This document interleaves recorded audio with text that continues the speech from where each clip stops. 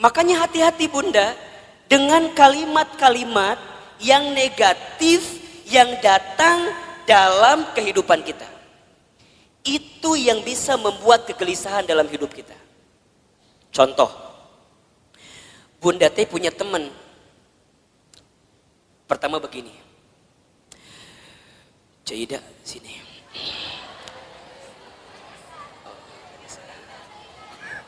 Misal namanya teh Cida, teman kita teh. Nungguin Cida pasti ya tadi teh. Misalnya Bunda teh cerita sama teman Bunda, siapa namanya? Cida. Cida dulu. Sini. Bunda teh cerita apa? Gini ceritanya. Cida. Naon cekokom gitu. Misal yang cerita teh cekokomnya, ibu mau cerita ke Cida gitu. Cida, iya naon cekokom. Cekokom tuh cerita, ibu nih, ibu namanya cekokom ya. Naon cekokom cerita naon cek Cida teh. Cekokom teh kieu ceritana teh. Cek, saya teh lagi pusing. Pusing ku naon.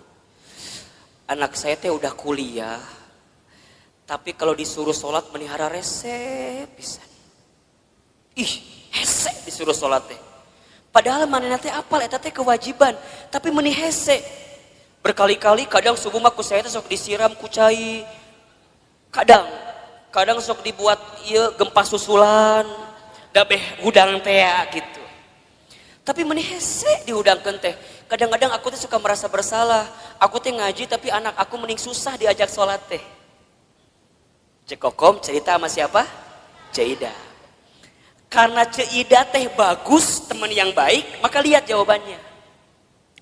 Cekokom, iya Cida gitu Cina. Kamu mah syukur udah punya anak selesai kuliah. Iya tapi kan sholat melihara rese. Doain aja. Doain kumaha sih? Doain. Dan kita nggak pernah tahu kan, barangkali dia teh berubah bukan sekarang, tapi bisa jadi nanti saat cekokom geus eueuh. Jadi mana yang nggak doakan orang maut ya teh? Lain, kieu cekokom maksud saya teh, eueuh teh kudu husnuzon, eueuh teh kudu berkata-kata baik. Dan aku juga dulu gitu. Aku waktu SMA, ibu aku teh nyuruh aku sholat, aku teh hararese. Tapi alhamdulillah pelan-pelan saat ibu aku sudah tiada, aku jadi taubat, aku jadi mikir sholatnya menjadi penting. Terus kudu nungguan orang mau heula gitu, budak orang beh sholat lain. Maksudnya cekokom teh kudu sabar, kudu tenang doakeun, ulah putus asa. Da eta ge kalau kumaha ge budak cekokom. Eta budak cekokom lain. Heuh kan budak cekokom kan eta teh. Jadi cekokom kudu sabar nerimainnya. Semua ada waktunya, semua ada prosesnya. Cekokom ulah berhenti mendoakan. Cekokom ulah berhenti ngajak. Sok, suruh ngaji budak teh. Seida mah disuruh sholat ge hese komo ngaji. Pelan-pelan kan ayeuna mah aya YouTube. Sok cekokom teh share ka budak cekokom. Kumaha eta pahala sholat dan segala macamna. Insya Allah doakeun yang terbaik buat anak kita. Coba saya mau tanya, kalau Bunda dengerin kalimat kayak gitu, tenang apa enggak? Tenang. Nuhun Cida, memang you are my best friend ya. Kamu itu adalah teman yang baik buat saya. Sekarang bandingkan, kalau cekokom cerita ke Ceodah. Ceodah mah lamun ngomong teh teuing ngaliurkeun ka urang teh. Da kata-katanya teh kurang baik wae. Dia ceritalah sama Ceodah, Ceodah aku teh mau curhat, kenapa? Anak aku teh udah kuliah tapi titah sholat meuni hese. Da Ceodah teh lamun ngomong teh kitu wae pasti. Cekokom, apal teu? Eta teh pasti pangaruh ti suami cekokom. Coba. Da moal mungkin budak teh teu sholat lamun bapana sholat. Da eta mah gara-gara suami cekokom teh tara salat. Cekokom coba bayangkeun tah suami cekokom. Ustaz mau tanya, tenang atau tambah gelisah? Yang tadi pertama nu kepikiran saha? Anaknya doang, ditambah cerita Ciodah, tambah siapa? Betul apa enggak? Matakna bunda di telinga kita kudu difilter. Mana yang kira-kira nggak bikin kita tenang, mana yang kira-kira bikin kita gelisah, tinggalin, pelan-pelan mundur teratur. Kan sok ayahnya, bunda teh punya teman, kan sok ayah ya, punya teman yang kalau ketemu dia ngomongnya baik, ada nggak kira-kira? Ada, tapi ada teman yang kalau ketemu dia teh, orang terbuka masalah oke, gara-gara saya loba masalah jadi kebawa masalah. Betul apa enggak? Matakna hati-hati dengan teman-teman yang berkata kurang baik dalam kehidupan kita. Ingat nih, perempuan itu telinganya sangat lemah. Kalau ada kata-kata yang buruk hinggap ke telinganya, bisa masuk ke dalam pikirannya, terasa di hatinya, itu yang membuat gelisah dalam kehidupan. Sekarang Ustadz tanya, kalau bunda sering banyak gelisah, apakah masih ada teman-teman di sekitaran bunda yang kalau bicara seringkali memberikan pengaruh yang buruk dalam kehidupan bunda? Ayah, begitu, tinggalkan liar. Tapi Ustaz jadi benci, bukan jadi benci. Memang ini tahapan selanjutnya untuk menghilangkan kegelisahan. Bunda harus ketemu dengan orang yang kalau bicara positif. Bunda harus ketemu dengan orang yang bicaranya baik. Bunda harus ketemu dengan orang yang kalau dia bicara muatin kita. Kan Ustaz berapa kali bilang, teman baik itu bukan teman yang seringkali mengiyakan ucapan kita. Tapi teman yang baik adalah teman yang bisa mengatakan tidak. Teman yang bisa mengatakan jangan.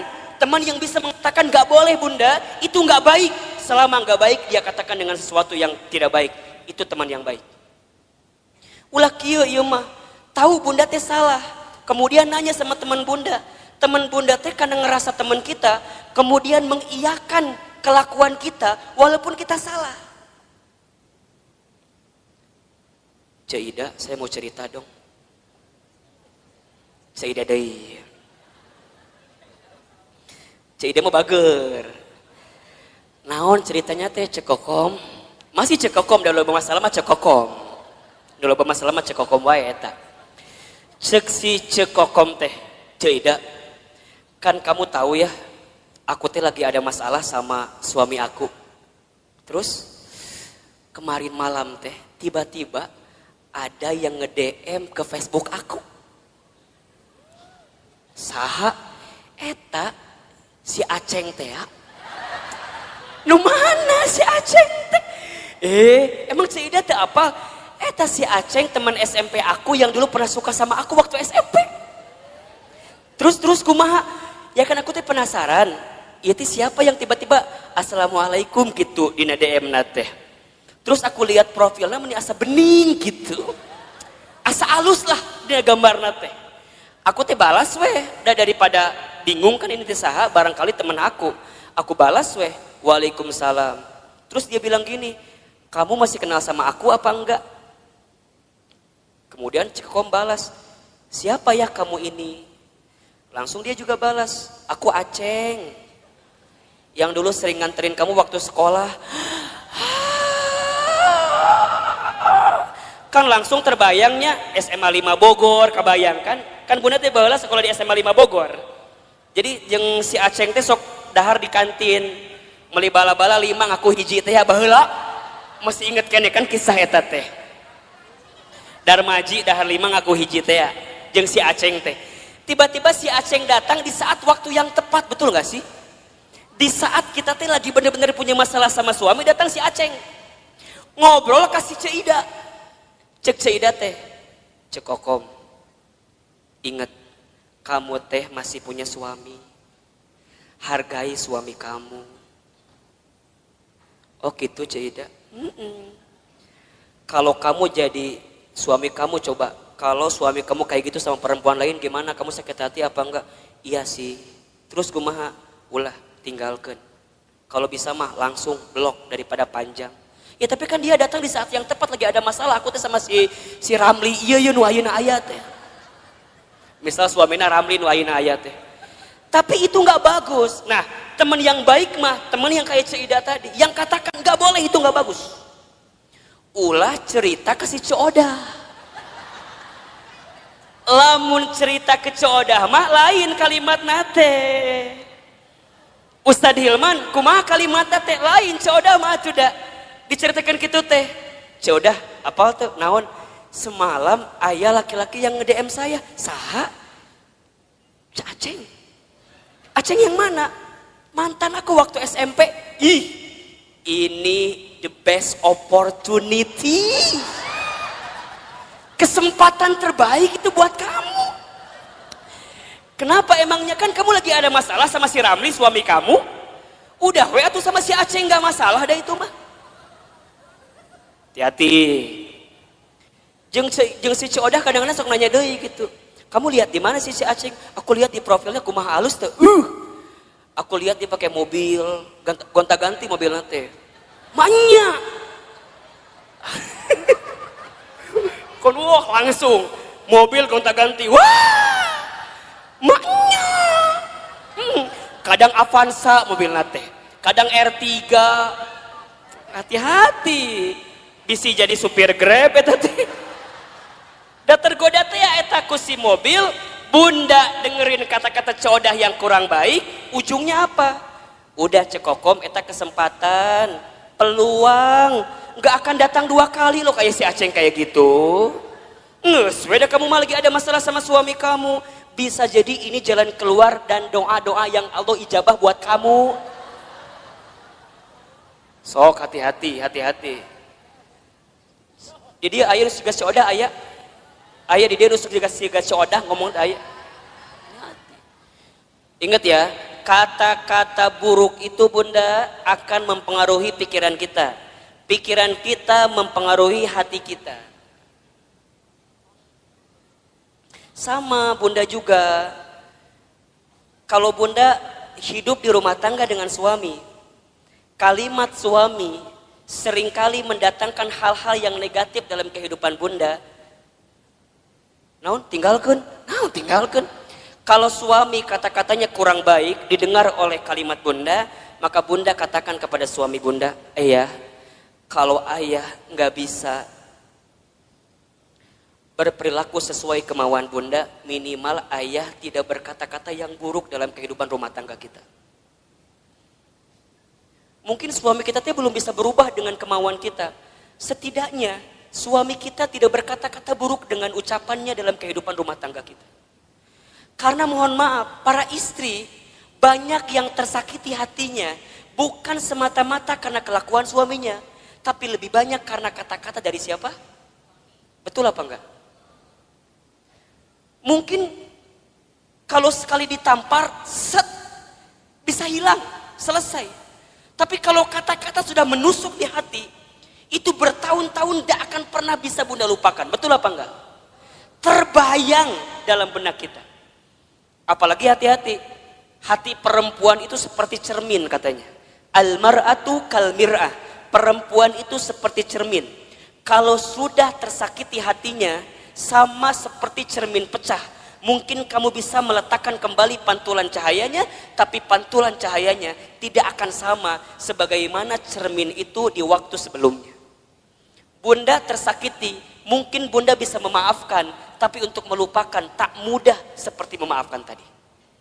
Betul apa enggak? Biasa aja, biasa aja. Dan itulah nanti yang akan membuat hidup kita gelisah.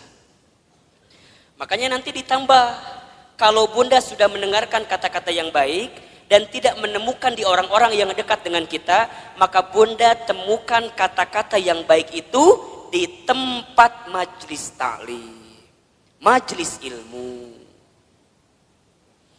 Makanya Ustadz Hilman mohon maaf ya, kalau bunda barangkali seringkali mendengarkan kajian saya, sangat sedikit sekali kajian saya bicara tentang hal-hal yang mungkin mengusik hal-hal lain, kemudian nyindir hal-hal yang lain. Saya bicaranya deket-deket aja, deket-deket di sini aja. Saya berusaha untuk menghadirkan kata-kata nasihat yang bijak dalam kehidupan bunda. Buat Ustadz mah bunda, bunda nyatat, kemudian bunda lupa kajian saya, nggak masalah. Karena barangkali catatan hutang lebih banyak daripada catatan kajian saya. Makanya sekali dia datang diingetin lagi, dicas lagi, betul apa enggak? Atau kebayang bunda, bahwa lagi waktu sekolah yang ada ujiannya, bunda mah jarang belajar, bener nggak? Kadang mau ujian teh pas ulangan we, pas mau ulangan baru belajar. Kamu ayeuna taklim, eueuh UTS-na eueuh, eueuh UAS-na eueuh. Jadi jangan berharap kalau dia akan ngebuka lagi catatannya. Karena yang bunda butuhkan kadang-kadang ketika mendengarkan kalimat-kalimat yang baik, itu tenang ketika menghadapi masalah bunda. Betul apa enggak? Bunda nggak bisa doa sendirian. Kemudian bunda dibimbing untuk berdoa. Dan bunda mendapatkan ketenangan. Kenapa? Karena dengan telinga bunda, bunda mendengarkan ketenangan itu. Makanya mohon maaf lahir batin ya. Kalau bunda sedang punya masalah. Kan kita mah seringkali curhatnya. Bener apa ente?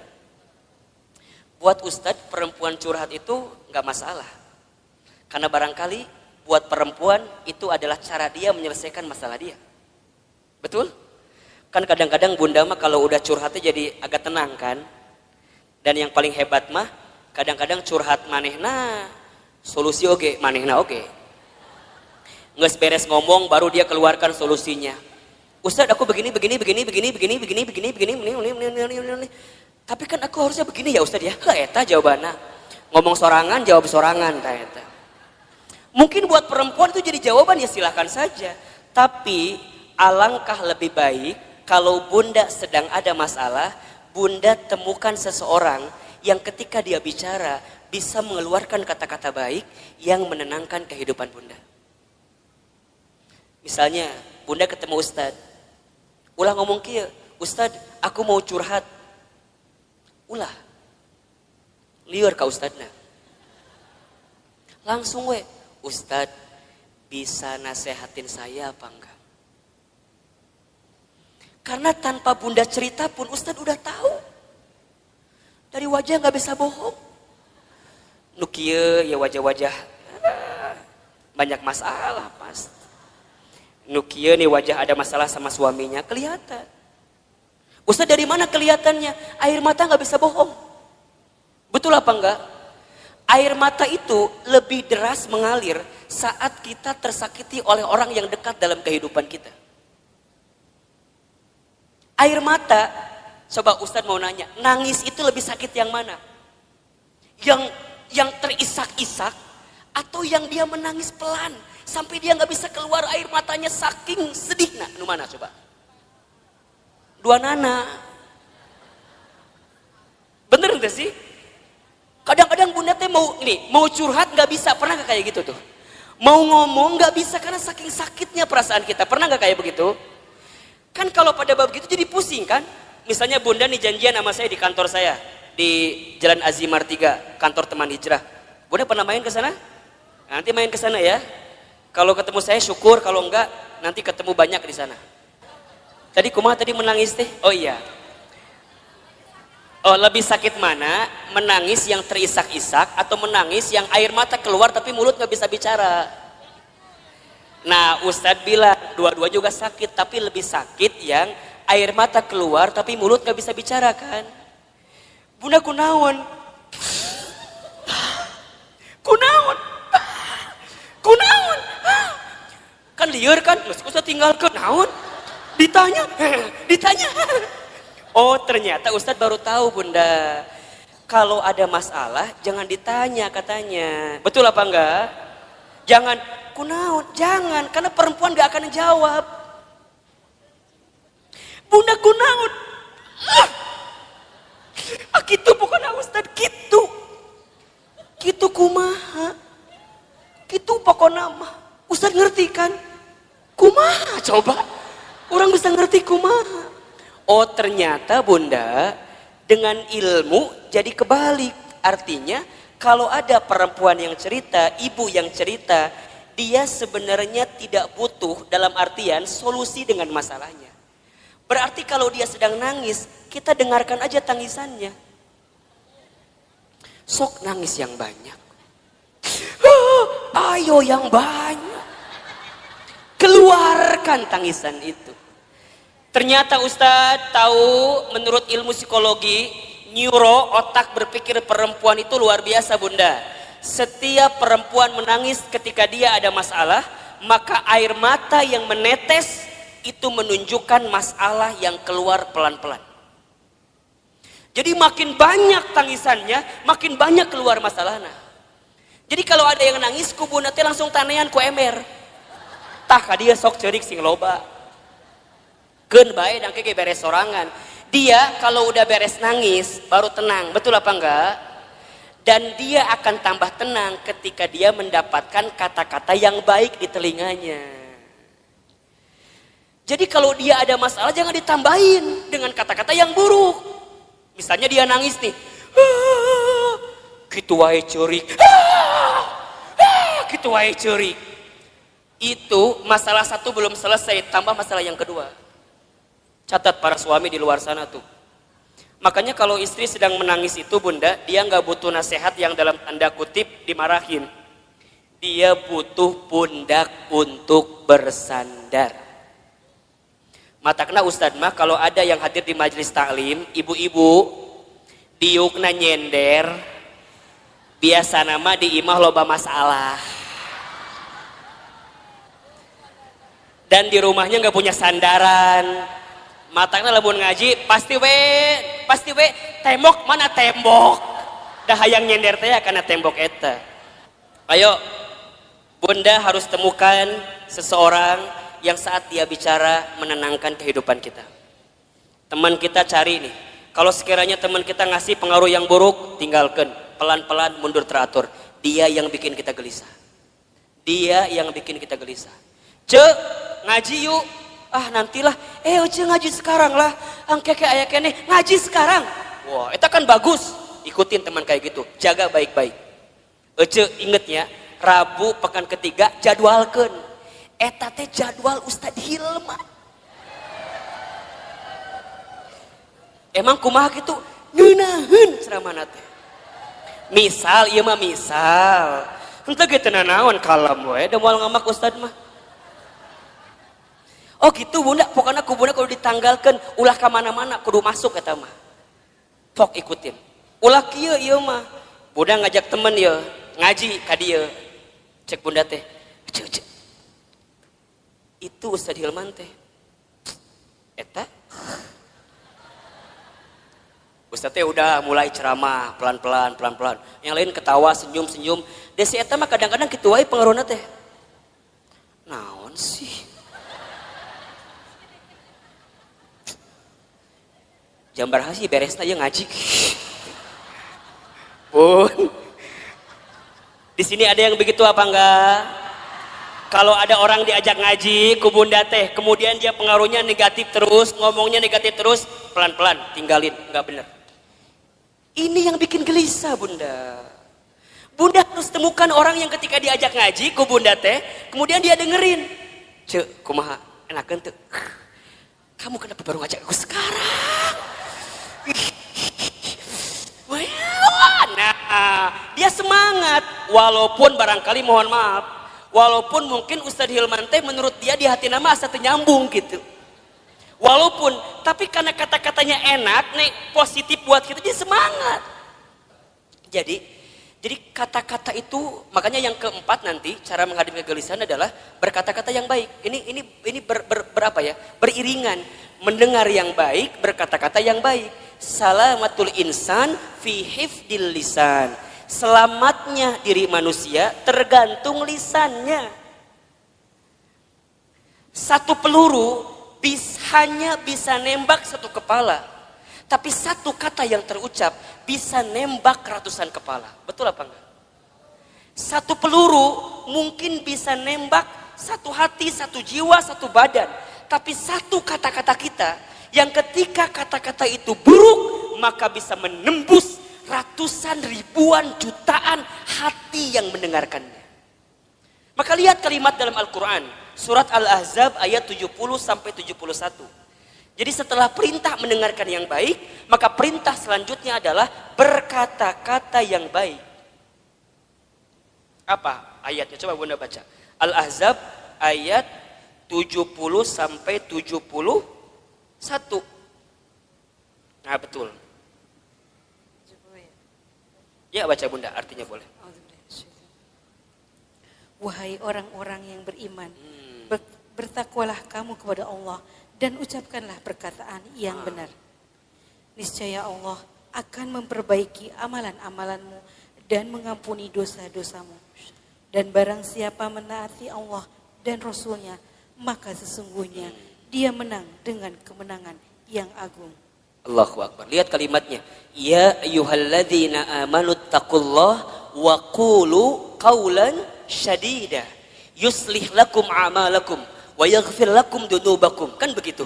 Wahai orang-orang yang beriman, bertakwalah kamu kepada Allah dan wa qulu qawlan syadida, berkata-katalah yang baik. Bunda yang dirahmati Allah, satu kali Rasul itu kehilangan istrinya bernama Khadijah. Saat beliau kehilangan Khadijah, selama 3 hari beliau gak mau keluar rumah. Gak mau keluar rumah. Sampai ada sahabat yang lain yang sempat masuk ke dalam rumahnya. Maka sahabat lain kemudian itu bertanya, ya Rasulullah, kenapa engkau sepeninggal Khadijah tidak mau keluar rumah? Bahkan sudah 3 hari tidak keluar rumah. Kata Rasulullah apa coba? Aku masih terpukul karena kehilangan sosok seperti Khadijah.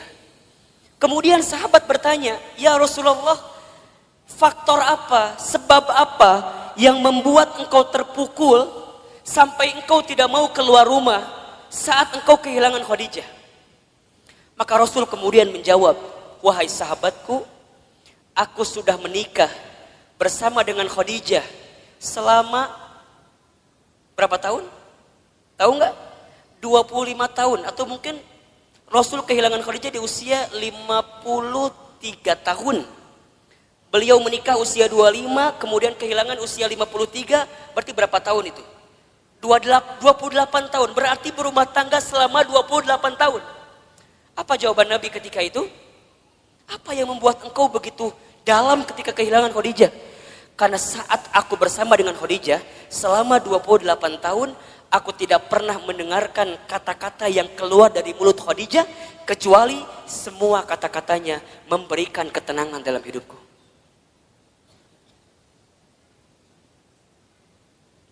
Coba Bunda bayangin.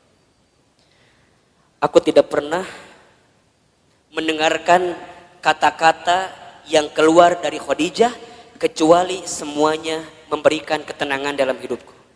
Sekarang Ustaz tanya, Bunda di rumah tangga punya suami. Suami Bunda kalau mendengar kata-kata Bunda tambah masalah, hilang masalah. Ulangi. Suami teh di kantor lagi ada masalah, balik ke imah ketemu Bunda. Saat Bunda ngomong, hilang masalahnya atau tambah masalahnya?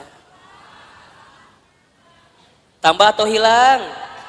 Benar. Sok Ustaz tanya, suami pulang ada masalah, ku Bunda dikumahakeun.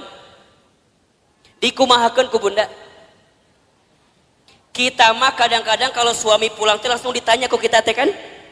Assalamualaikum, ayah pulang. Kumsalam, kapelong begeutna abstrak aya masalah. Bapak kunaon? Ayah kunaon? Ngarotas, ayah kunaon? Kamar mandi tungguan, ayah kunaon? Keur makan di tungguan, ayah teh kunaon? Bunda nanya berkali-kali di rumah tangga, suami gak akan pernah menjawab. Kenapa? Karena saat laki-laki sedang punya masalah, dia butuh waktu untuk diam ketika sedang ada masalah. Khadijah bagaimana Ustadz? Allahu Akbar. Ketika Nabi sedang ketakutan, itu datang Nabi ketakutan, buka pintunya, lihat Khadijah, Masya Allah. Baru ngelihat wajah Khadijah, setengah kegelisahannya langsung hilang saat melihat wajah Khadijah. Suami orang mah ningali wajah orang teh. Assalamualaikum. Datang kita, kumsalam. Iya problem deui. Komo lamun Bunda nyambutnya dengan nyambut yang tidak baik teh. Assalamualaikum, ayah pulang. Waalaikumsalam. Bapak pas SPP budak Candi Bayat. Bukan hilang masalah, malah tambah. Waalaikumsalam, ayah pulang. Ayah, lihat. Mama lagi pakai jilbab baru, bagus nggak? Biasa aja. Lihat dong, bagus nggak? Bagus, tapi Candi Bayat. Masalah nambah atau kurang? Khadijah mah enggak bunda. Nabi ketakutan, apa yang Khadijah lakukan? Khadijah cuma senyum. Yang Khadijah lakukan langsung memeluk Rasulullah. Set, dipeluk. Dibisikin di telinganya. Ya Rasulullah, jangan takut, ada aku di sisimu. Kalau di luar sana ada orang yang membencimu, maka aku yang paling pertama mencintaimu. Kalau di luar sana ada yang menyakitimu, maka aku yang pertama kali membelamu. Tuh, lihat. Masya Allah bunda, dipeluk, dibisikin. Semua ketakutan Nabi hilang saat dipeluk dan dibisikin sama siapa? Khadijah. Matakna bunda belajar dong sama Khadijah. Iya mah harapan hayang suami siga Rasulullah. Urangna cek siga Khadijah. Cik atuh mikir mah nya gitu. Jadi kumaha Ustad, nanti kalau suami pulang ada masalah langsung loba nanya. Langsung we. Assalamualaikum, ayah pulang, kelihatan ada masalah, langsung. Ayah. Tatap tuh ibu teh langsung, set, langsung.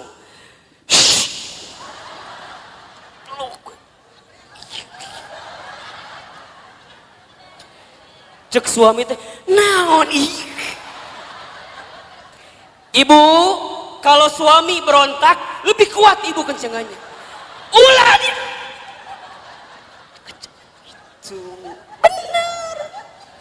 Sampai dia tidak berontak lagi. Set. Gitu. Ini ilmu bunda. Ilmu. Serius. Jadi kumaha, set, langsung dibisikan. Kunaon pak, bapak ayah naon. Kan dia berontak, terus ke ibu dikieukeun. Itu bunda, abis dipeluk, dibisikin, lihat Khadijah, diapain selanjutnya? Diselimutin kan? Kemudian diselimutin, kemudian baru dia wudhu, selesai, hilang masalahnya. Berkata-kata yang baik, mendengarkan yang baik-baik, gelisah hilang dalam kehidupan kita. Jadi kalau sekarang bunda masih gelisah, bisa jadi penyebabnya yang seringkali bunda dengarkan adalah kata-kata negatif, dan yang seringkali bunda ucapkan kata-kata yang negatif, itu yang bikin gelisah. Mulai hari ini, gak boleh lagi mendengarkan kata-kata yang buruk. Kalau sekiranya negatif, sekiranya buruk, lebih baik menghindar. Itu yang menjadi penyebab kegelisahan dalam kehidupan kita. Bunda, kalau ketemu masalah sama suami, temukan jalan keluarnya. Dengarkan nasihat yang baik-baik. Jangan yang ngerunyumin. Bunda, kalau sedang gelisah, jangan berkata-kata yang buruk. Saat kita berkata-kata buruk, saat kita mendengarkan yang gelisah, maka di saat yang sama, kita sedang menambah kegelisahan dalam kehidupan kita.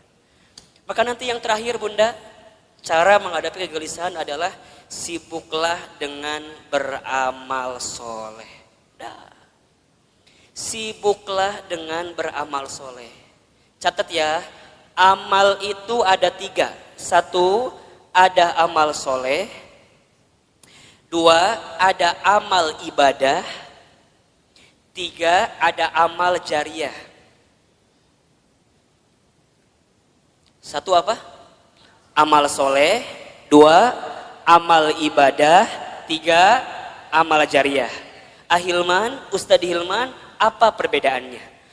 Amal soleh itu artinya semua perkataan atau perbuatan yang disukai dan diridhoi oleh Allah. Itu amal soleh.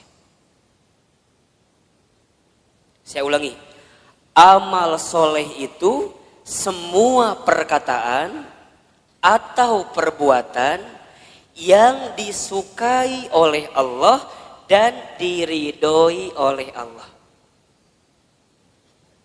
Yang kedua, ada amal ibadah.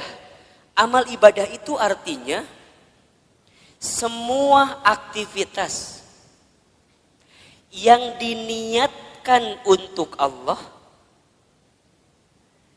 dengan teknis dan aturan. Amal ibadah artinya semua perkara, semua aktivitas yang diniatkan untuk Allah dengan teknis dan aturan yang sudah ditentukan. Paham? Oke. Yang ketiga, ada amal jariyah. Amal jariyah itu semua perkara yang bermanfaat yang dilakukan saat kita hidup dan masih bermanfaat walaupun kita sudah wafat. Jelas?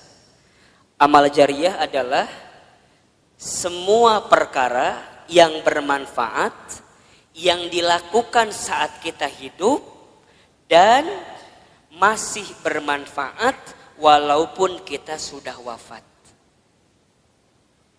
Jadi ada amal soleh, ada amal ibadah, ada amal jariyah.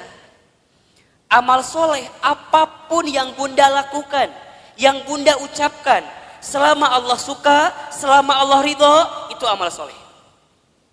Ngaji, ini amal soleh. Allah suka apa enggak? Allah ridho apa enggak? Ridho. Bunda baca Al-Quran, amal soleh atau bukan?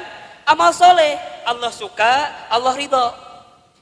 Amal ibadah mah amal yang aturannya ada. Sholat, amal ibadah. Bunda nggak bisa sholat di luar ketentuan Allah. Misal, tiba-tiba jam 11 siang sholat. Ditanya ke budak, mah sholat naon? Zuhur. Kan can waktuna, geus teu kuat hayang sholat. Teu bisa. Dah sholat mah amal ibadah, kudu aya aturanana. Betul apa enggak? Sholat kudu tertib. Allahu Akbar. Bacaan pertama apa? Iftitah baru Al-Fatihah. Teu bisa. Allahu Akbar. At-tahiyatu lillah. Teu bisa. Eta mah engke di ujung. Betul apa enggak? Eta amal ibadah. Kalau amal jariyah yang bunda lakukan sekarang tapi manfaatnya terus menerus. Wakaf tuh tadi ada. Infak beras, ya kan? Kemudian bunda bantuin bangun pesantren. Jadi orang tua asuh. Mohon doanya bunda, Ustadz sedang merancang sekolah juga di daerah Bogor insya Allah. Dalam waktu dekat nanti bunda juga akan diundang untuk menjadi bagian yang yang diundanglah oleh Allah untuk membantu semuanya insya Allah. Jadi itu hal-hal yang baik dalam kehidupan kita. Nah, amal soleh itu bunda bisa menghilangkan kegelisahan kita. Jadi kalau bunda ada masalah, ganti dengan sesuatu yang bisa menyelesaikan masalah kita. Bunda yang dirahmati Allah, hidup ini hakikatnya adalah waktu di antara waktu sholat dan waktu disolatkan. Hidup ini hanyalah titian detik berdetak, jantung berdegup yang diantaranya kita hanya sedang menunggu waktu sholat dan waktu disolatkan. Bunda tadi sholat subuh. Setelah sholat subuh kemudian bunda menyiapkan sarapan bagi suaminya, menyiapkan perlengkapan bagi anaknya sekolah, kemudian bunda berangkat taklim. Ustadz Hilman, hakikatnya taklim ini bukan hanya sekedar taklim, tapi bunda sedang menanti satu waktu yang nanti zuhur datang. Namanya adalah sholat zuhur. Nanti setelah sholat zuhur, bunda beraktivitas kembali. Atau barangkali ada yang tidur siang, ada yang istirahat. Hakikatnya hanya menunggu datangnya waktu sholat asar. Dari asar begitu sore sampai maghrib. Dari maghrib kemudian ke isya. Isya kemudian bunda istirahat, tidur sepanjang malam. Hakikatnya menunggu datangnya sholat subuh. Dan kalau seandainya waktu sholat itu tidak berjumpa dengan kita, maka sudah saatnya kita berjumpa dengan waktu untuk disolatkan. Ya bunda, intinya bahwa yang namanya kehidupan ini ada sesuatu yang datangnya akan mendadak. Di antaranya apa? Kematian, kan? Maka satu kali ada nasihat yang disampaikan oleh malaikat Jibril kepada Nabi Shallallahu Alaihi Wasallam. Nasihat dari siapa? Malaikat Jibril. Untuk siapa? Rasulullah Shallallahu Alaihi Wasallam. Kalau nasihat ini datang dari malaikat Jibril untuk Nabi, berarti nasihat ini pun relevan atau bisa dijadikan nasihat untuk kita semua sebagai umat Nabi Muhammad Sallallahu Alaihi Wasallam. Ustadz Hilman, Ahilman, apa nasihat yang malaikat Jibril berikan kepada Rasulullah? Kata malaikat Jibril, ya Muhammad, wahai Muhammad, pertama, isma syi'ta fa innaka mayyitun. Hiduplah kamu sesuka kamu ingin hidup, silahkan. Tapi kamu harus ingat bahwa semua yang hidup akan berjumpa dengan yang namanya kematian. Itu nasihat pertama. Jadi saat bunda hari ini hidup di dunia, silakan hidup. Berapapun usia yang Allah berikan, berapapun jatah umur yang Allah persembahkan, silahkan. Tapi ingat kata Jibril, dari setiap sendi kehidupan kita, kita semua akan berjumpa dengan yang namanya kematian. Sesungguhnya kematian itu akan datang kepada manusia kitabam muajjala, datangnya tertentu di waktu yang tiba-tiba. Kitabam muajjala. Kita tahu semua akan mati, kita tahu semua akan wafat, tapi kita semua tidak ada yang tahu kapan kita semua akan diwafatkan. Betul apa betul? Kita semua tahu semua tempat itu bisa jadi tempat potensial untuk kita wafat. Tapi kita nggak pernah tahu di tempat mana Allah akan wafatkan diri kita. Maka bagaimana Ustadz menebak semua kematian kita? Rasul pernah mengajarkan kepada kita, innamal mar'u yumitu fil hayat illa ma dzatihi fil hayati dunya. Setiap manusia akan diwafatkan oleh Allah sesuai dengan kebiasaannya saat hidup di dunia. Ustadz baca berita kemarin, ternyata Mas Ashraf itu memang meninggal mendadak karena serangan jantung. Tapi di antara testimoni yang sangat luar biasa, ternyata beliau itu punya yayasan panti asuhan yang setiap bulan beliau support dananya. Jadi bukan hanya beliau sekedar seorang artis, seorang public figure yang mungkin kita tahu wafatnya, tapi di antara kenangan yang sangat luar biasa adalah kemarin ada testimoni dari pimpinan panti asuhannya yang kemudian beliau sampaikan yang membuat dia kehilangan sosok Ashraf itu bukan hanya sosok sebagai public figure, tapi setiap bulan beliau mencintai anak yatim piatu di bawah panti asuhan. Diingat gitu. Nah sekarang bunda yang ada di sini Ustadz akan tanya, yakin nggak kita semua akan mati? Pasti akan mati, betul? Sekarang kalau seandainya bunda wafat di waktu yang lebih dekat daripada kehidupan hari ini, persiapan apa yang sudah bunda lakukan? Hah? Belum ada. Belum ada Ustadz, iya. Justru bunda datang ta'lim ini persiapan buat menjelang kematian, betul apa enggak? Bunda datang ke majelis ilmu ini persiapan buat menjelang kematian. Dan kalau bicara sibuk mah tuh bunda, wajah di dia makan sibuk semua merenan. Sibuk. Naon bunda sibuk naon wae hidup teh. Sok ngumah wadah, bener teh. Di rumah banyak gak yang harus kita ngumah wadah pagi hari ini? Tumbukan baju banyak, setrikaan banyak. Ari ibu teh naon sih gawena? Ngumah wadah, setrikaan, masak. Jadi banyak kesibukan kita. Tapi kenapa di antara bunda masih punya waktu, masih punya kesempatan, masih kemudian menyegerakan kebaikan ini, datang ke talim ini, kemudian barangkali karena hari ini Masya Allah di atas juga penuh sampai keluar-luar, desek-desekan. Kenapa Ustadz mau seperti ini? Karena satu alasannya, kita nggak pernah tahu bekal apa yang akan kita bawa menuju Allah Subhanahu Wa Taala. Betul apa enggak? Maka bunda yang dirahmati Allah, ini nasihat juga. Kalau bunda sedang down dalam melakukan kebaikan, dan agar terus diistiqomahkan dalam kebaikan itu, ingat, bisa jadi kebaikan yang kita tunaikan adalah kebaikan terakhir dalam kehidupan kita. Itu aja yang bunda bayangkan. Jadi kalau bunda diajak ngaji, ada rasa-rasa malas, langsung bunda mikir, bisa jadi ini pengajian saya terakhir. Bunda nggak pernah pakai hijab, nggak pernah pakai jilbab. Kemudian tiba-tiba ada yang ngajak bunda pakai jilbab. Bunda jangan mikir, engkewe nges usia 50 tahun. Emang nyampe 50 tahun? Kan kita nggak punya jawaban untuk itu. Jadi kalau ada orang yang ngajak kebaikan, langsung. Karena bisa jadi bab kebaikan yang kita lakukan hari ini adalah yang terakhir. Makanya Nabi itu kalau sholat dengan para sahabat, saat beliau ngimamin, apa kalimatnya? Setelah kalimat istau istaqimu, luruskan safnya, rapihkan safnya, lihat kalimat selanjutnya. As-sholatul muwaddi, sholatlah seakan-akan kamu sholat yang terakhir. Itu aja. Makanya kalau bunda sekarang sedang kesel sama suami misalnya. Halo? Bunda kesel sama suami misalnya.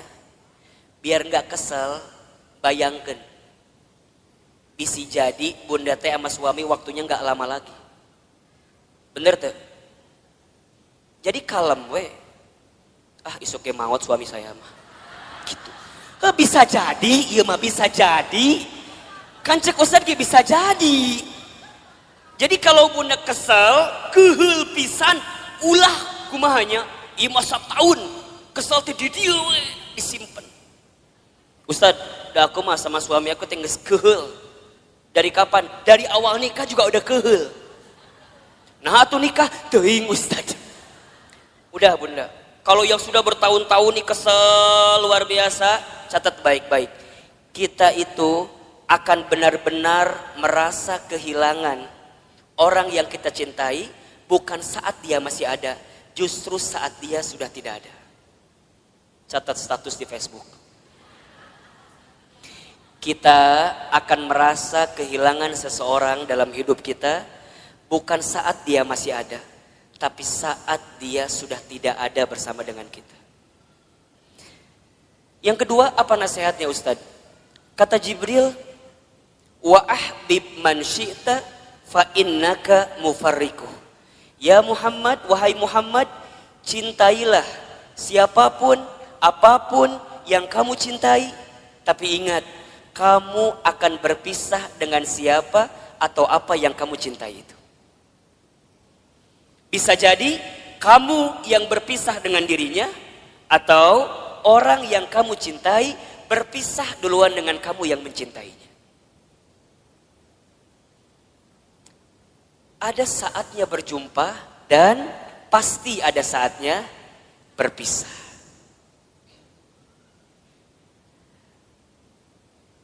Terbayang sama bunda barangkali. Kalau tiba-tiba orang yang kita cintai dipanggil oleh Allah, kekuatan apa yang bisa membendung kesedihan kita? Ustadz pernah ngalamin, ya. Waktu Ustadz keterima beasiswa ke Amerika Serikat, baru 2 bulan di sana, Ustadz dapat kabar ibunda yang Ustadz sayangi itu meninggal. Dulu kelas 3 SMA, dari Amerika mau pulang susah, harus pulang seperti apa?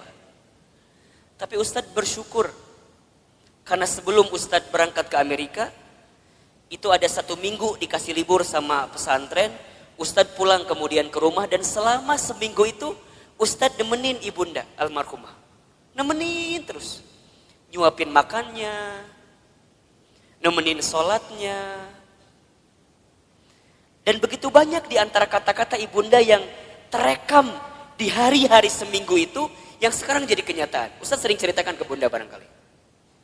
Bagaimana ibunda Ustadz waktu satu kali sarapan, Ustadz suapin, ketika sarapan ibunda bilang ke saya, Hilman, nanti mama bakal nonton Hilman ceramah di TV.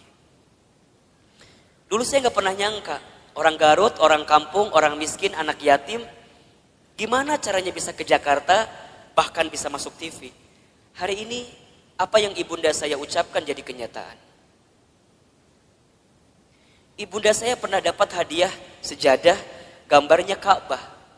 Kemudian ibunda saya tidak pernah lepas baca talbiyah setelah selesai sholat. Kemudian saya tanya kepada ibunda saya, Mama kenapa baca talbiyah terus setelah selesai sholat?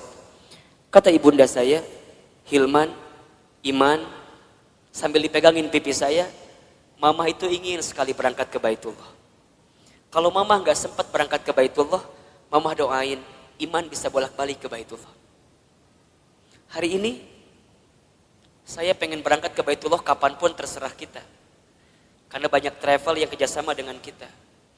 Tapi di balik itu semua, kadang ketika saya berangkat ke Baitullah, saya suka sedih. Karena saya belum sempat menggenggam tangan ibunda saya, ayahanda saya, untuk bisa menatap Ka'bah. Maka bunda yang dirahmati Allah, kita akan merasa kehilangan seseorang yang kita cintai, bukan saat orang itu masih ada, tapi orang itu setelah tiada. Maka mohon maaf lahir batin, kalau sekarang bunda punya keluarga, punya suami, pasangan, anak-anak gitu, cara mencintai yang paling tulus kepada mereka, bukan saat mereka masih ada, tapi bayangkan seandainya orang ini sudah tidak ada dengan kita. Dan Ustadz tuh paling kesal, paling sebel, kalau ada istri yang suka bilang begini, Ustadz, da aku mah nikah sama suami aku teh, meni asa gak pernah bahagia teh. Ari bunda udah berapa tahun nikah teh? 12 tahun. Selama eta kesiksa terus 12 tahun teh. Yakin dak mual mungkin 12 tahun teh meni sangsara terus, betul apa enggak? Ada enggak selama 12 tahun sisi bahagia yang suami berikan? Pasti ada, pasti. Gak mungkin gak ada. Ustadz nanya, bunda sekarang tinggal di mana? Di rumah. Sekarang Ustadz tanya, itu rumah dari siapa? Tuh kata apa Ustadz? Tiba-tiba ayawe di imah orang.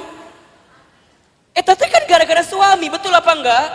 Sedikitnya ada uang suami, gak banyak mungkin uang suami, tapi setidaknya suami yang kemudian dia bekerja, banting tulang, walaupun uangnya gak seberapa, dia ngasih rumah buat kita. Bunda bisa tinggal di rumah itu, betul apa enggak?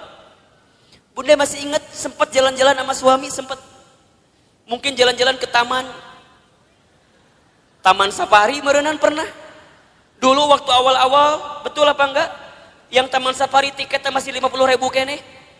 Ayeuna geus 250.000 tiketna. Meureun baheula ke taman safari, ayeuna mah ke taman coret-coret. Teu naon? Betul apa enggak? Jadi bunda, mohon maaf ya. Kalau ada di antara bunda yang saat ini sedang disakiti oleh suaminya, ada di antara bunda yang barangkali hari ini sedang dikhianati oleh suaminya, di antara bunda barangkali hari ini yang sedang ternoda hatinya karena suaminya, bayangkan sosok suami kita yang walaupun pernah menyakiti kita, dia pernah memberikan sesuatu yang terbaik dalam hidupnya buat kita. Jadi kalem. Dan kita akan ketemu tahapan berpisah dengan orang yang kita cintai. Maka cintai dia selagi ada. Anak bunda, cintai dia selagi ada. Suami bunda, cintai dia selagi ada. Ibu, bapak, ayah, bunda, orang tua bunda, cintai dia selama masih ada. Demi Allah, bunda akan merasakan sakit sesakit-sakitnya saat ingin berbuat baik kepada orang tua, sedangkan orang tua sudah tidak ada. Maka satu kali Ibnu Umar itu pernah bertanya kepada Rasulullah, ya Rasulullah, kalau seandainya aku menggendong ibuku keliling muterin Ka'bah, apakah aku bisa membalas semua kebaikan orang tuaku? Apakah aku bisa membalas kebaikan ibuku? Jadi aku gendong ibuku keliling Ka'bah, apakah aku bisa membalas kebaikan ibuku? Apa jawaban Nabi ketika itu? Wahai Ibnu Umar, seandainya kamu menggendong bukan hanya di depan Ka'bah, tapi kamu menggendong ke seluruh dunia ibunda kamu. Demi Allah, jangankan semua kebaikannya, tendanganmu saja saat engkau dikandung dalam rahimnya belum tentu membalas kebaikan kamu, ibunda kamu dengan apa yang kamu lakukan. Jadi kalau sekarang bunda berikan apapun kepada orang tua, misalnya ngasih A, ngasih B, ngasih C, ngasih D, dan kita merasa cukup membalas semua kebaikan orang tua, demi Allah, tendangan kita pun saat kita dikandung oleh orang tua tidak akan bisa membalas semua kebaikan. Maka cintai dia selama masih ada, karena kita akan menyesal ketika orang tua kita sudah tidak ada. Yang ketiga, apa nasihatnya? Wa'mal ma syi'ta fa innaka mazyun bih.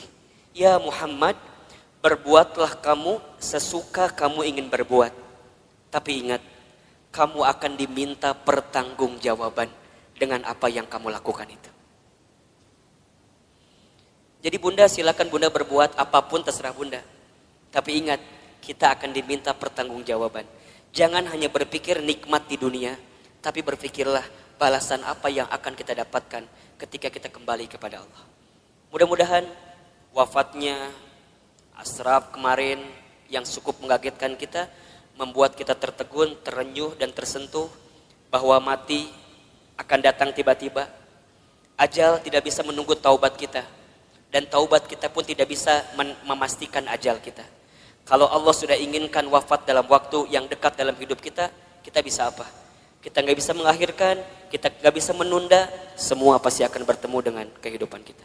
Mudah-mudahan orang tuanya yang sudah wafat, barangkali di sini ada yang sudah wafat orang tuanya, ditempatkan di tempat terbaik Allah Subhanahu wa taala. Dan mudah-mudahan kita semua pun diistiqomahkan sampai husnul khatimah.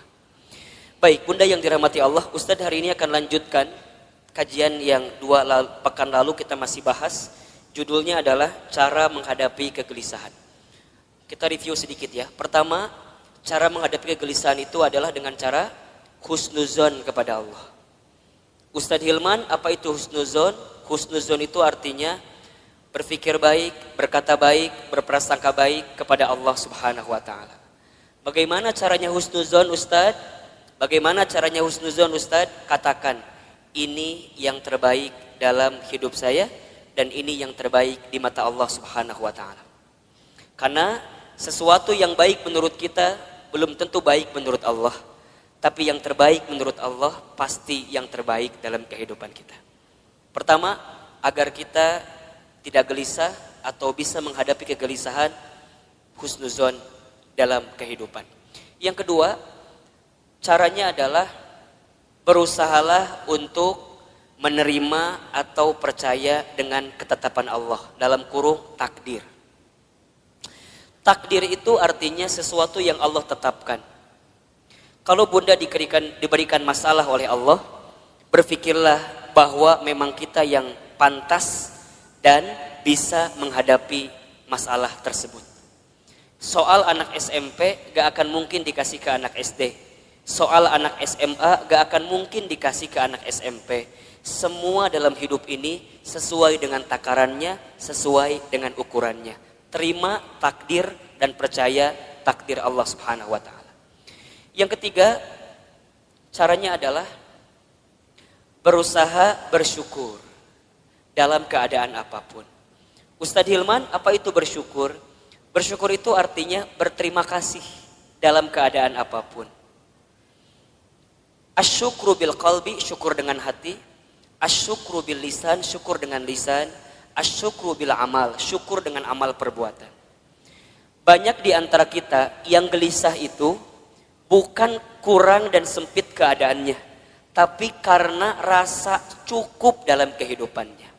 Termasuk rasa untuk berterima kasih kepada kehidupan alam semesta yang Allah berikan kepada hidup kita ini.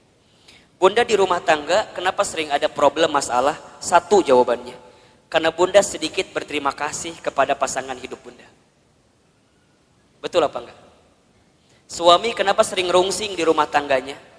Karena suami seringkali membandingkan istrinya dengan perempuan di luar sana. Padahal istrinya sudah memberikan banyak hal kepada suaminya. Maka kurang berterima kasih. Sekarang Ustadz tanya yang ada di sini. Bunda yang ada di sini, Berapa sering bunda mengucapkan terima kasih kepada suaminya? Tiap hari? Cius?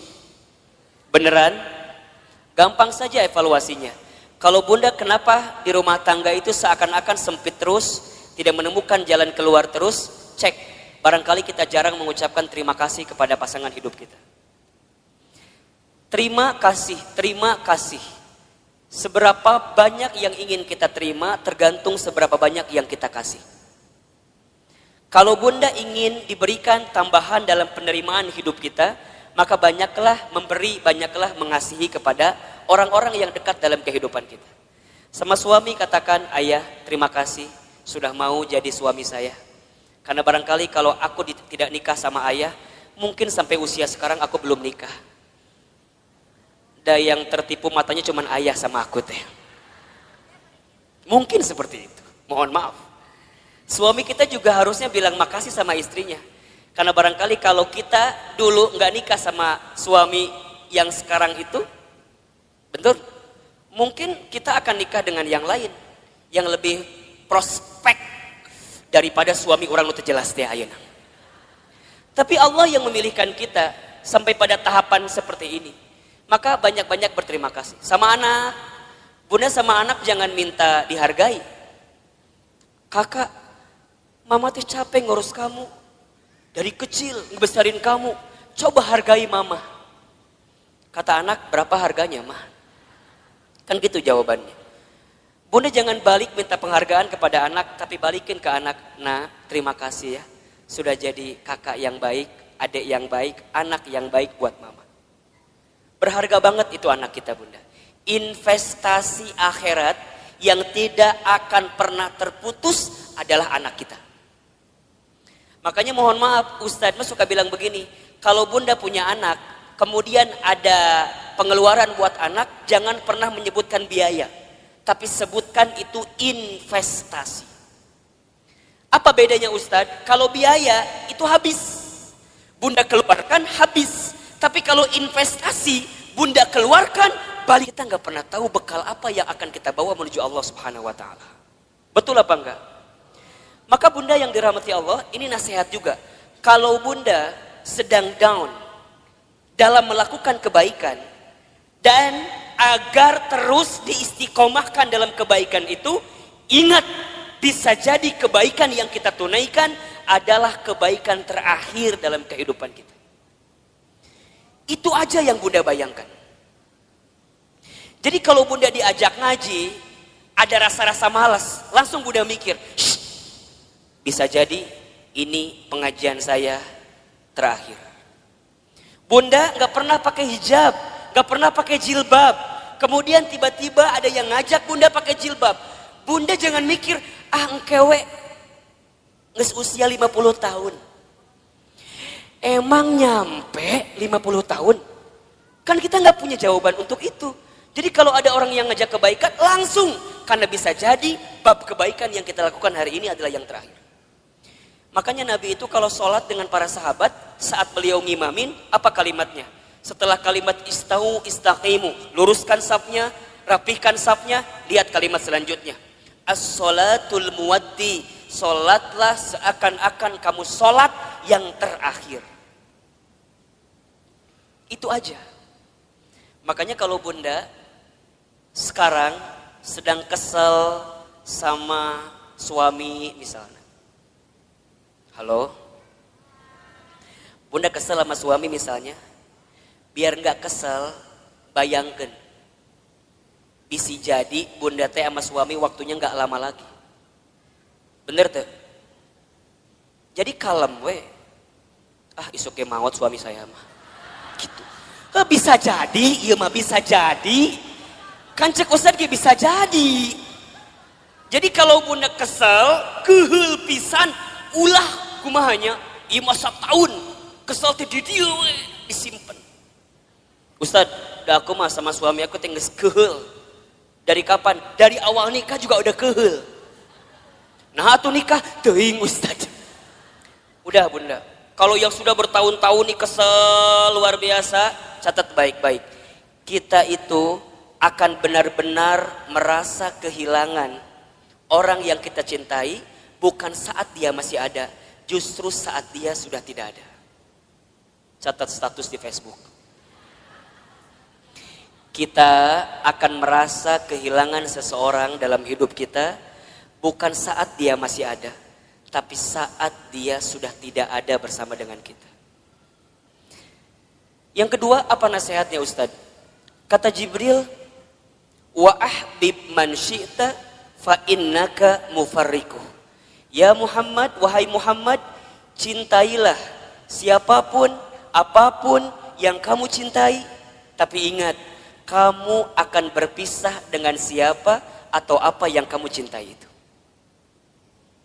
Bisa jadi kamu yang berpisah dengan dirinya, atau orang yang kamu cintai berpisah duluan dengan kamu yang mencintainya. Ada saatnya berjumpa dan pasti ada saatnya berpisah.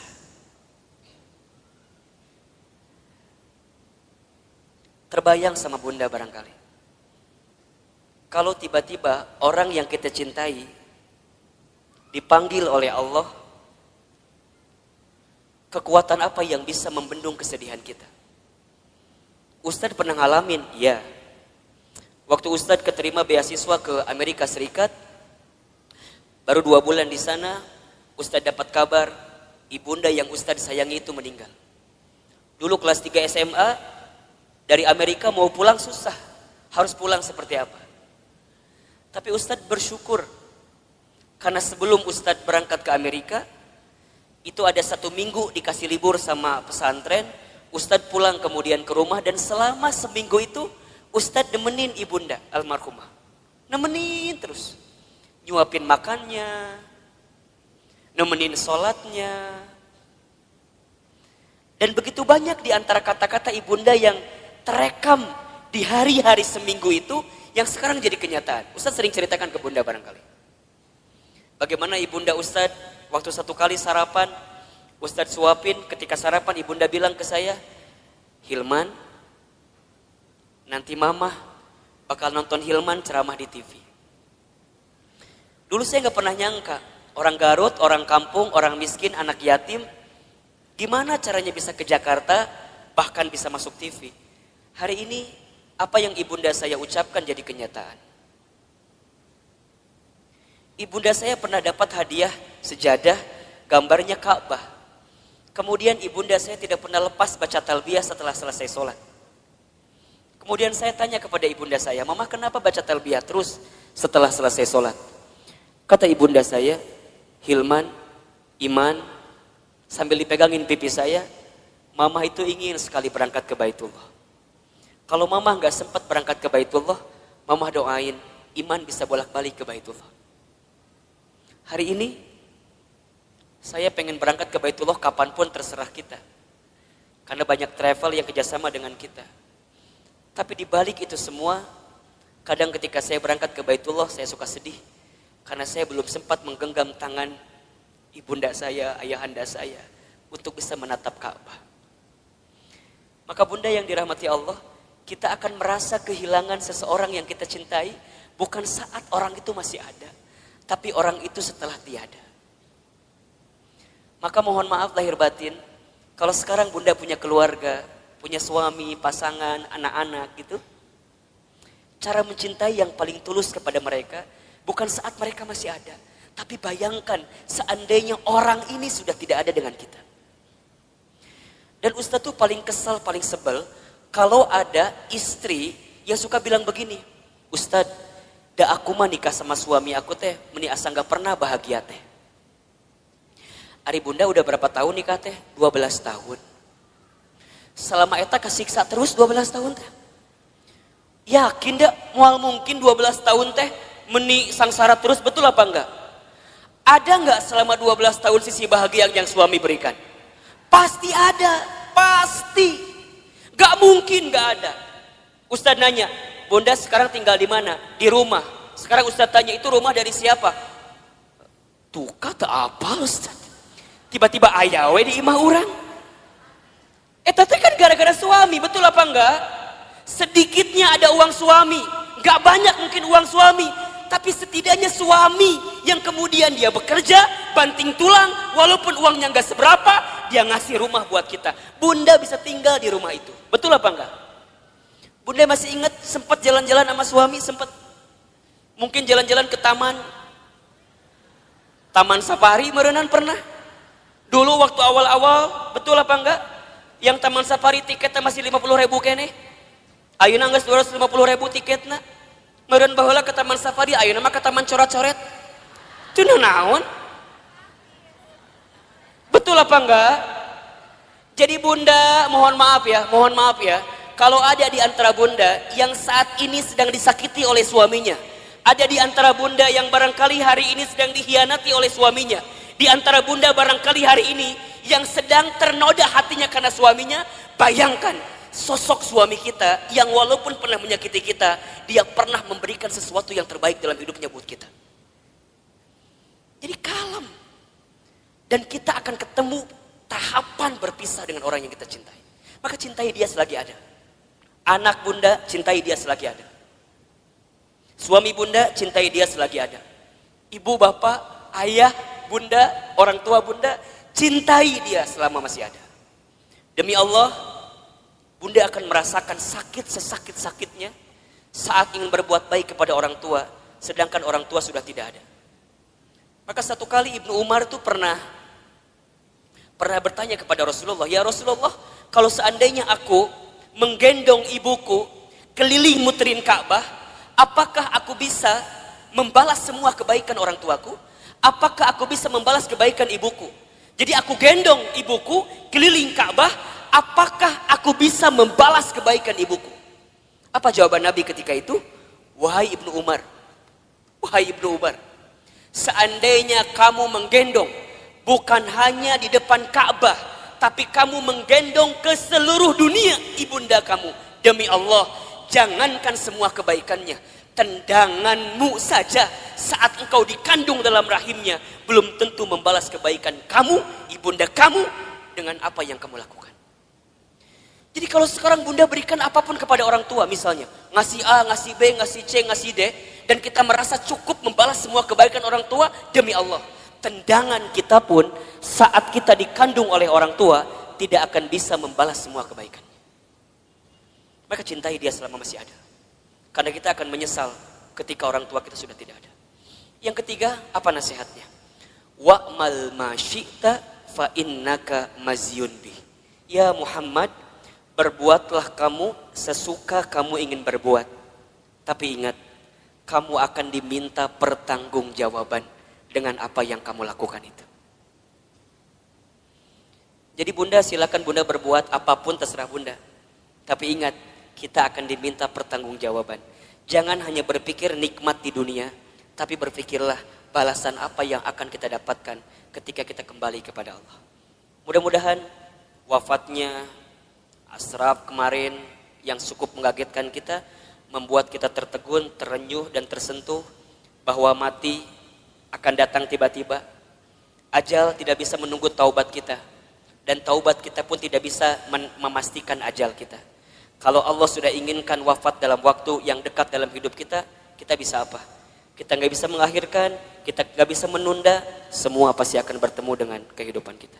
Mudah-mudahan orang tuanya yang sudah wafat, barangkali di sini ada yang sudah wafat orang tuanya, ditempatkan di tempat terbaik Allah Subhanahu wa taala. Dan mudah-mudahan kita semua pun diistiqomahkan sampai husnul khatimah. Baik, bunda yang dirahmati Allah, Ustadz hari ini akan lanjutkan kajian yang pekan lalu kita masih bahas. Judulnya adalah cara menghadapi kegelisahan. Kita review sedikit ya. Pertama, cara menghadapi kegelisahan itu adalah dengan cara husnuzon kepada Allah. Ustadz Hilman, apa itu husnuzon? Husnuzon itu artinya berpikir baik, berkata baik, berprasangka baik kepada Allah Subhanahu wa taala. Bagaimana caranya husnuzon, Ustadz? Bagaimana caranya husnuzon, Ustadz? Katakan, ini yang terbaik dalam hidup saya dan ini yang terbaik di mata Allah Subhanahu wa taala. Karena sesuatu yang baik menurut kita belum tentu baik menurut Allah. Tapi yang terbaik menurut Allah pasti yang terbaik dalam kehidupan kita. Pertama, agar kita tidak gelisah, atau bisa menghadapi kegelisahan, husnuzon dalam kehidupan. Yang kedua, caranya adalah berusahalah untuk menerima atau percaya dengan ketetapan Allah, dalam kurung takdir. Takdir itu artinya sesuatu yang Allah tetapkan. Kalau bunda diberikan masalah oleh Allah, berpikirlah bahwa memang kita yang pantas dan bisa menghadapi masalah tersebut. Soal anak SMP gak akan mungkin dikasih ke anak SD. Soal anak SMA gak akan mungkin dikasih ke anak SMP. Semua dalam hidup ini sesuai dengan takarannya, sesuai dengan ukurannya. Terima takdir dan percaya takdir Allah Subhanahu wa taala. Yang ketiga, caranya adalah berusaha bersyukur dalam keadaan apapun. Ustadz Hilman, apa itu bersyukur? Bersyukur itu artinya berterima kasih dalam keadaan apapun. Asyukru bil qalbi, syukur dengan hati. Asyukru bil lisan, syukur dengan lisan. Asyukru bil amal, syukur dengan amal perbuatan. Banyak di antara kita yang gelisah itu bukan kurang dan sempit keadaannya, tapi karena rasa cukup dalam kehidupannya. Termasuk rasa untuk berterima kasih kepada kehidupan alam semesta yang Allah berikan kepada hidup kita ini. Bunda di rumah tangga, kenapa sering ada problem masalah? Satu jawabannya, karena bunda sedikit berterima kasih kepada pasangan hidup bunda. Betul apa enggak? Suami kenapa sering rungsing di rumah tangganya?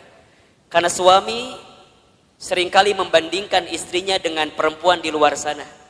Padahal istrinya sudah memberikan banyak hal kepada suaminya. Maka kurang berterima kasih. Sekarang Ustadz tanya yang ada di sini. Bunda yang ada di sini, berapa sering bunda mengucapkan terima kasih kepada suaminya? Tiap hari? Cius? Beneran? Gampang saja evaluasinya.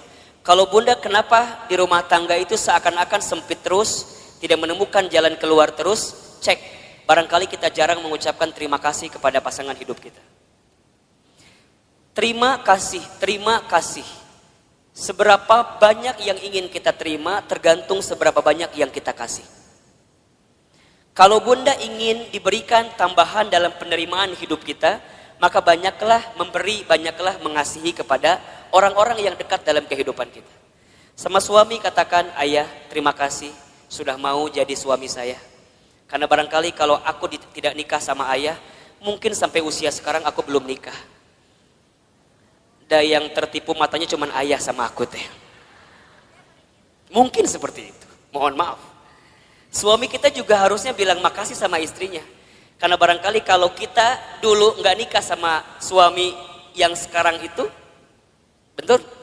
Mungkin kita akan nikah dengan yang lain, yang lebih prospek daripada suami orang itu jelas teh ayeuna. Tapi Allah yang memilihkan kita sampai pada tahapan seperti ini. Maka banyak-banyak berterima kasih. Sama anak, bunda sama anak jangan minta dihargai. Kakak, mama tuh capek ngurus kamu. Dari kecil ngebesarin kamu. Coba hargai mama. Kata anak, berapa harganya mah? Kan gitu jawabannya. Bunda jangan balik minta penghargaan kepada anak, tapi balikin ke anak. Nah, terima kasih ya. Sudah jadi kakak yang baik, adik yang baik, anak yang baik buat mama. Berharga banget itu anak kita bunda. Investasi akhirat yang tidak akan pernah terputus adalah anak kita. Makanya mohon maaf, Ustadz mah suka bilang begini. Kalau bunda punya anak, kemudian ada pengeluaran buat anak, jangan pernah menyebutkan biaya. Tapi sebutkan itu investasi. Apa bedanya Ustadz? Kalau biaya itu habis. Bunda keluarkan habis. Tapi kalau investasi, bunda keluarkan balik lagi buat bunda. Makanya kalau buat anak jangan bilang, Ustadz biaya anak teh besar. Jangan, itu salah. Kalau biaya anak, bunda keluarkan habis, gak balik lagi ke bunda. Dia sekolah SDIT, SMPIT, SMAIT mungkin mahal harganya. Bunda jangan bilang biaya sekolah mahal. Jangan. Bunda katakan investasi sekolah anak saya mahal. Ingat, setiap yang mahal kita keluarkan, pasti returnnya pun akan tinggi. Betul apa enggak? Kan ada rumusnya dalam bisnis. Betul apa enggak? High risk, high return. Besar resikonya, besar penerimaannya.